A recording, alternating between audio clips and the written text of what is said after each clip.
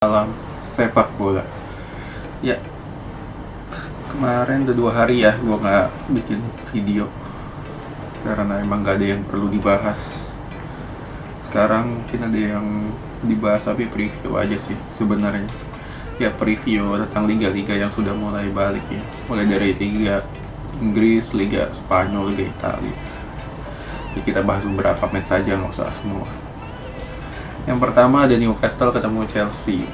Ini Newcastle kan sebenarnya ini salah satu tim tarkam yang main di Liga Premier ya.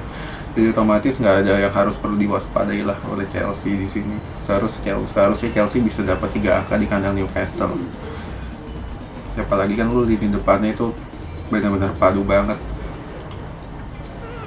Kan kabarnya si Havertz juga udah balik, jadi otomatis tuh bisa menambah daya gedor lah. Ya bisa dapat seenggaknya 3 gol, 4 gol harusnya dapat di kandang Newcastle. Ya, lalu match selanjutnya ada Villarreal ketemu Real Madrid. Ya, Real Madrid kan sedang kehilangan Ramos nih di sini. Ramos nggak main, Nacho nggak main, Carvajal nggak main, Casemiro nggak main, Valverde juga nggak main. Ya, Hazard juga nggak main.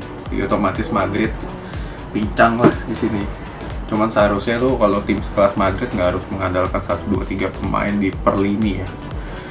Cuman di sini jadi masalah kan leadership dari Madrid ini kan nggak ada apabila Ramos nggak main. Jadi otomatis siapakah yang akan memegang ban kapten ini masih tanda tanya di sini. Ya kemungkinan besar paling Benzema atau Modric paling. Dan untuk tandem di lini belakang ya cuma tinggal 2 pilihan aja, nggak ada pilihan lagi antara Varane ataupun Eder Militao. Ya, dengan didampingi oleh Ferland Mendy dan juga siapa tuh namanya Vasquez ditarik ke belakang. Ya seperti itulah kurang lebih. Ya untuk Villarreal juga di sini sebenarnya otomatis masih lebih bugar lah ketimbang Madrid, karena kan pemain-pemainnya juga nggak ada yang terlalu banyak diambil sama timnas kemarin kan di Nation League. Jadi otomatis ini Villarreal punya kans untuk mencuri angka ya, ataupun mengamankan angka di kandang sendiri melawan Madrid. Ya, lalu kita ke match selanjutnya. Ada Tottenham ketemu City. Ya, pertarungan rival klasik antara Mourinho lawan Guardiola. Ya, kita lihat juga di sini. Sambil gue lihat squadnya ya. Ya, untuk Tottenham ketemu City di sini kan sebenarnya pertarungan 2 ideologi yang berbeda, di mana pertarungan Mourinho dengan menggunakan sepak bola pragmatis lebih mengincar hasil, sementara Pep adalah dengan filosofi sepak bola indahnya. Ya di sini juga, ya walaupun beberapa pertandingan terakhir Pep juga udah nggak terlalu banyak memainkan sepak bola indah ya, karena kan pemainnya juga nggak mendukung di City saat ini. Ya, secara overall untuk kekuatan Tottenham agak lebih segar lah ketimbang City.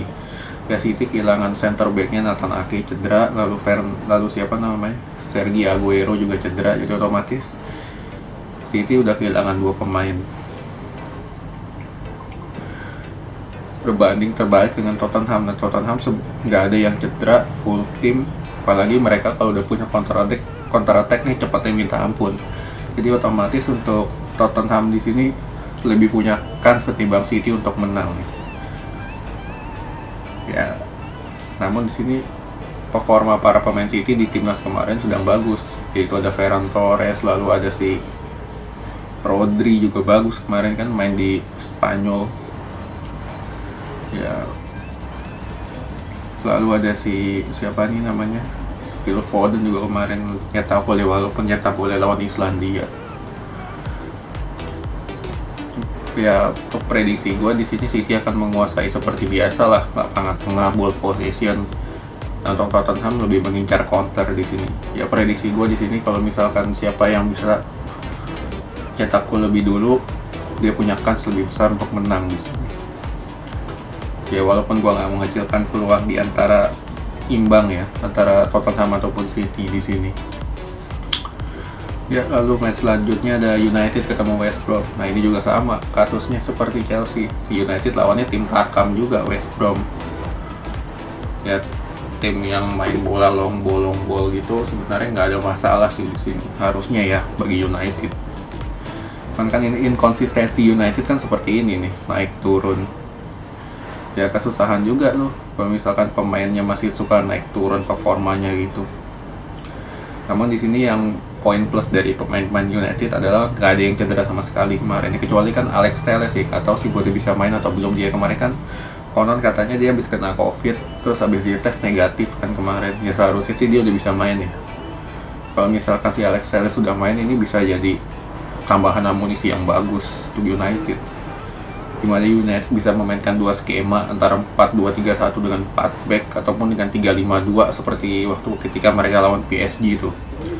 Dengan trio lini belakang ada si Maguire, lalu si siapa Luke Shaw, dengan si siapa ini namanya Tuan Zibi, karena kan Eric Bailly cedera ataupun Lindelof.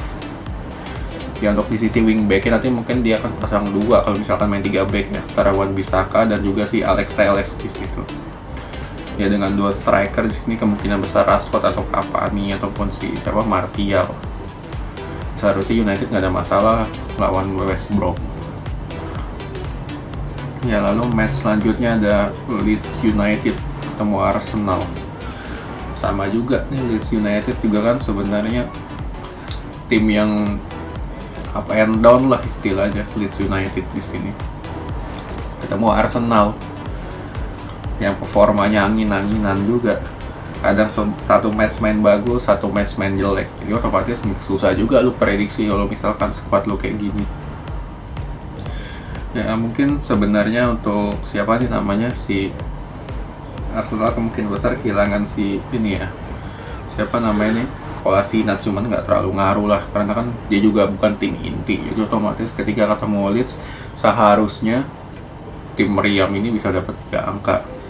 Kalau misalkan taktik yang dipasangnya benar, ya kalau misalkan dia pasang 4-3-3 flat lagi, otomatis Leeds United lah yang menang.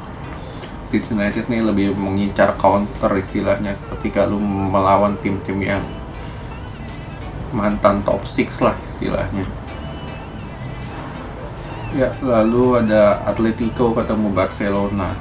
Ya Atletico ketemu Barcelona di sini. Atletico yang cukup banyak pemain yang cedera ya, ada Scott, Lucas Torreira, lalu Vitolo, lalu ada Luis Suarez juga kan kena COVID tuh. Berhadapan dengan Barcelona di sini kehilangan satu back Umtiti, lalu ada Ansu Fati juga nggak main. Ya kemungkinan besar si Coutinho udah bisa main ya, jadi otomatis si siapa yang mengganti Ansu Fati kemungkinan besar Pedri sih, seperti match kemarin. Ataupun siapa Trincao, ya antara dua itulah. Messi akan kembali ke posisi nomor 10-nya dia dengan Griezmann di depan. Ya seperti biasa harusnya di sini hasil imbang kemungkinan besar akan lebih tinggi ketimbang salah satu tim yang menang, karena kan lu tahu sendiri Atletico ini kalau udah main defensif susah banget ditembus kecuali lu bener-bener memiliki tingkat finishing yang bagus. Masalahnya di Barca yang pemainnya kan terlalu stylish ya, yang bisa finishing tuh cuman dihitung dengan jari lah, yang benar-benar konsisten cuman satu, Messi doang sama Dembele lah, cuma dua itu doang. Jadi otomatis untuk peluang Barca agak susah lah kalau misalkan tetap mengandalkan dua pemain itu untuk bisa cetak gol lawan Atletico. Atletico lebih punya peluang besar di sini. Yang nggak menang sih paling seri di kandang sendiri. Ya lalu ada siapa itu, Liverpool ketemu Leicester. Ya ini Liverpool masalahnya kan siapa backnya yang dipasang. Lu jadi klub lu pusing juga lu sekarang. Van Dijk cedera, Gomez cedera, Trent cedera, Robertson cedera. Ya udah lu nggak punya 4 back itu dah. Ya kemungkinan besar yang main kemungkinan besar kan Matip, Van der Berg. Ya kurang lebih seperti itu. Nggak ada lagi. Si Mikas juga cedera kan. Neco Williams juga cedera katanya. Rhys Williams ya. Itu yang cedera tuh. Ya susah juga lu jadi klub. Salah juga nggak main kan. Ya seharusnya di sini sih tim seperti si Klopp ini gue rasa nggak terlalu banyak berharap lah untuk main bagus di sini. Kemungkinan besar Klopp akan